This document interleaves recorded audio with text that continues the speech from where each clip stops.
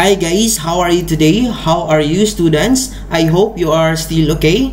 Okay, Sir Jabi, shake. Now, at this moment, I will teach you now how to get the sum and product of roots, especially quadratic equation. Actually, we have so many types of polynomial equation. We have first degree, second degree polynomial, third degree, and fourth degree, and so on and so forth. But now, let's just focus only quadratic equation. But before that, Sir Jabi, let us review first the formula of quadratic equation. Okay? The formula of quadratic equation is negative b plus minus square root b squared minus 4ac over 2a. Now, let us determine this one. What do you call this one? B squared minus 4ac. That is discriminant. Very good. That is discriminant, Sir Jabi. According to discriminant rules, we have three factors to consider, especially quadratic equation. In terms of the value of our discriminant, for example, if our discriminant is greater than 0, for quadratic equation, there are two real roots, okay? There are two real roots. How about if our discriminant is equal 0?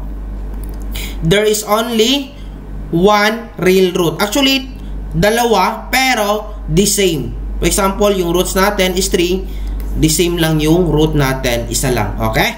The same lang ang roots natin, 1. Kapag yung discriminant natin is less than 0, there are no real roots but two complex roots, okay? Complex roots or imaginary. Kapag yung discriminant natin is less than 0. For example, Sir Jabi, if we have quadratic equation, x squared minus 4x plus 4 is equal to 0. Now, if we are going to get or find the sum and product of this quadratic equation, we need to basically we need to factor out this one, right? Okay, let's put into consideration. Let's factor out this one. The factored form of this one is x minus 2. X minus 2 is equal to 0. Therefore, our x is 2, our x is 2. The same, right? Because the discriminant of this quadratic equation is equal to 0. The formula of discriminant, this one. Our b is negative 4 squared minus 4. Our a is 1. Our c is 4.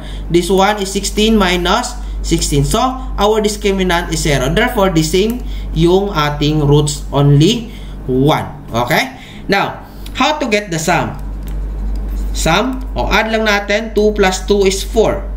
Product, 2 times 2 is 4. But, is there any formula, Sir Jabi? Is there really a need to factor out always to get the sum and product? The answer is no. Because we have formula for sum. The formula is negative b over a. So, our b is negative 4, right? So, just substitute only negative 4 over 1. So, that is 4. The same, right? How about product, Sir Jabi? Okay? The formula is c over a. So, our c is 4. Our a is 1. So, that is still 4. The same lang. Okay? Negative b over a for sum. This one. Product c over a. I hope you've learned something about this topic, how to get the sum and product of quadratic equation. Okay? Shake.